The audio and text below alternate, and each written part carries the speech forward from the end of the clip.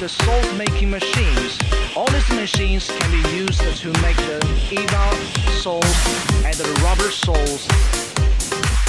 This is the EVA secondary rotary molding machine.